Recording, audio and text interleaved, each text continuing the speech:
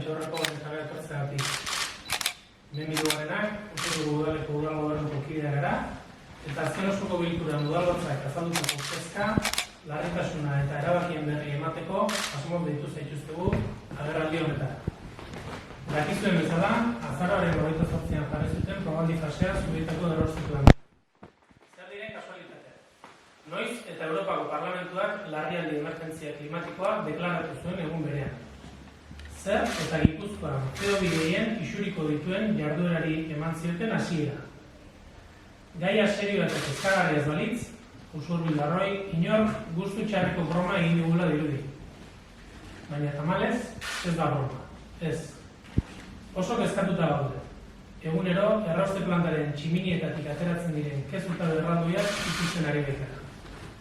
Ez da kutsadura gaietan aditu izan behar, jakiteko ketzar horrek ez digula ezer honik ekarreko. Gure paisaiaren parte bihurtu dira, baina ez gaude bere horretan onartzeko prest. Irudi batek, mila hitzek baino indar handiago duela esan ohi da. Eta uste dugu, eguneroko irudi horrek ondo baino hobeto islatzen duela, gure seme-alabei, geure ondorengo belaunaldiei, utziko diegun etorkizuna zein den. Etorkizun beltza, kaltegarria, kutsatu. Gure porrotaren irudia da. Ordezkari instituzional eta politiko belaunaldi honen porrota. Errauste plantaren proiektuak izan dituen gorabeheretan ez gara sartuko, baina uste dugu arazo etiko, demokratiko, ekologiko eta ekonomiko latz baten aurrean gaudela. Inor ez du aldamenean nahi eta hala ere derrigorrean egin beharrekotzat saldu zaigu.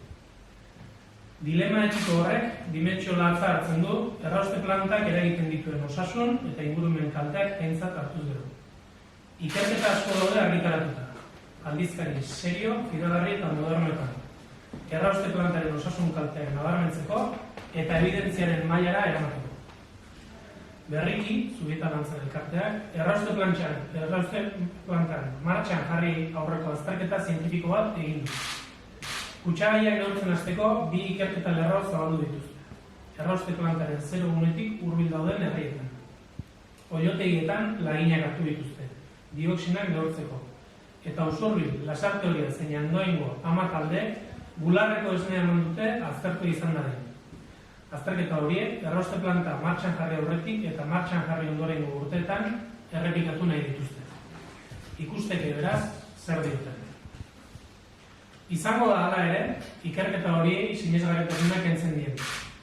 Gainera, ez dugu zertan denok iritzi bera eduki, baina osasunaz ari garela, arrisku hutsak aski beharko luke, arduraren eta prebentzioaren printzipioa aplikatzeko beste ezeren aurretik. Osasunak eta ingurumenak kezkatzen gaitu gehien bat. Gaurko eta biharko herritarrek jasan dezaketen eragina eta ondorengo belaunaldi utziko diegun mundua. Ardura instituzionala dugun guztiok partekatutako kezka izango dela suposatzen dugu. Edonola ere, proiektu honi buruz hizketan ari garela, hauek ez dira gure kezka bakarra. Beste bi alderdik ere arduratzen gaituzte. Batetik, proiektuaren kostu ekonomiko handiak eta horrek udaloi eragingo diguna. Bestetik, Europak etorkizunerako markatzen dituen direktibek entzungor eginez, Gipuzkoako hainbat herritan abiatutako hondakin tratamendurako bide jasangarriari muzin egiten. Alderdi humano, sozial, ekologiko eta ekonomikotik begiratuta, atzera pauso izugarria da beraz, errauste planta martxan jartzea. Hondamendea. Kontrakoa sinestarazti nahi dituzten arren, Usurbilek eta Gipuzkoako beste herri batzuk erakutsi dute badagoela alternatiba. Usurbil Larrok erakutsi dugu posible dela hondakinak kudeatzea, osasuna eta ingurumena aintzat hartu. Gure eguneroko ituretan aldaketa txiki bat egin genuen duela 10 urte eta gaur egun, herrian sortzen den hondakinen ia 90% gaika biltzen dugu. Apenas sortzen dugu errefusik. Hortaz, gure herritik errauste plantara apenas joango da izan.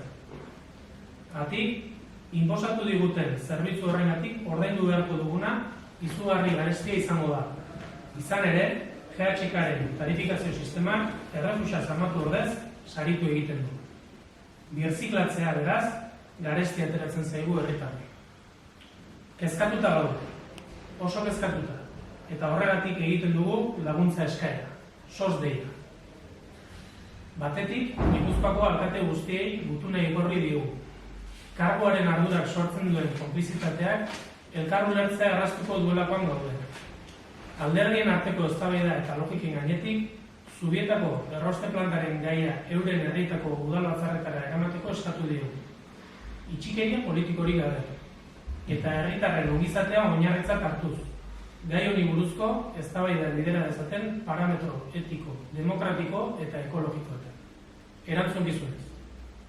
Hainbat alkatek erantzun dute, eta esker honeko hitzak baino ez ditugu berentzat. Bestetik, bilera eskatu diogu Markel Olano Gipuzkoako aldun nagusiari, gure kezka eta ezinegonaren berri eman egitiogu aurrez aurre. Hain zuzen, kezka eta ezinegon horretatik abietuta, ostiral honetarako manifestazioa deitu du Usurbilgo udalak. Dei egin nahi dugu manifestazioan parte hartzera. 7:00 abiatuko da, udaletxe aurreko Jose Martin Sagardia plazatik. Alboan behartza dituztegulako, SOS Usurbil, erraustegia gelditu. Usurbilen asko entzuten den esaldi batekin amaitu nahi dut agerraldia. Burua duenak ez du ondoan nahi, eta bihotza duenak ez du inon nahi. Eskerrik asko, etorri zareten guztioi.